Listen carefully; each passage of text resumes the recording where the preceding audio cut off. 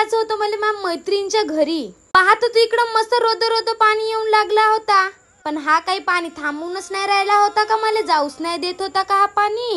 आला मग मला थोडीशी वल्ली होऊन घेऊ या पाण्यामध्ये. एवढीशी झालं बापा, वल्ल जास्त वल्ली गिल्ली झाले की त्या सर्दी ताप पकडून जायचा म्हणून आज जायचं होतं गाडीनं माझ्या मैत्रिणीच्या घरी. आमची गाडी मस्त अंघोळ धुवून राहिली ना. आई म्हणे पाण्यामध्ये वल्ली होऊन जाशील म्हणे, म्हणून रेनकोट लावून घे म्हणून माझ्या आईनं मस्त लहान पोरावानी मला रेनकोट लावून दिलं. रेनकोट लावून ते एकदम मी जादूच दिसत होती का. मिल गया पिक्चर पाहिला का तुम्ही, तेच दिसत होती एकदम मी छोटासा बापू. मी म्हणलं आई लहान आहे रेनकोट मी नाही लावून जात, पण माझी आई म्हणे का होते म्हणे, लावून जा म्हणे चुपचाप म्हणे, पाण्यानं वाचशील म्हणे तू. म्हणून लागलो इकडे आईचा चुमा गिमा घ्यासाठी.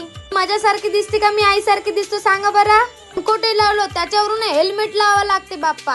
हेल्मेटची एक वेगळीच गोष्ट आहे. ज्यावेळी मी हेल्मेट लावतो त्यावेळी पोलीसवाले भेटत नाही मले, तर ज्यावेळी मी हेल्मेट नाही लावून राहत त्यावेळी बरोबर पोलीसवाले पकडते मले. इकडे काढून घेतली आपली बुरबुर पाण्या पावसात ना. आईले केलो इकडे टाटा.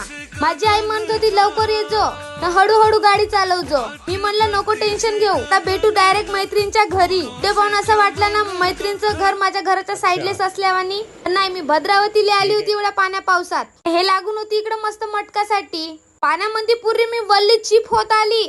एवढ्या घाईनं आली का आले सांगू का, तर थांबा काहीतरी दाखवतो तुम्हाला. आज होतं माझ्या मैत्रिणीच्या घरी कायची तरी पूजा. मी इकडे मस्त रेडी झालो. इकडे माझी मैत्रीण मी मस्त ताट वाट बनवत होती. माझी मैत्रीण बंजारा आहे ना, ते यांच्या इथं कायची तरी पूजा होती, तर म्हणून मी आलो होतो पूजासाठी. आबा इकडे पाहत होतो ऋषी भाऊ बी येऊन होता वाटते. शाळाचे भाऊजी आमचे ते बी पाण्या पावसातच आले का.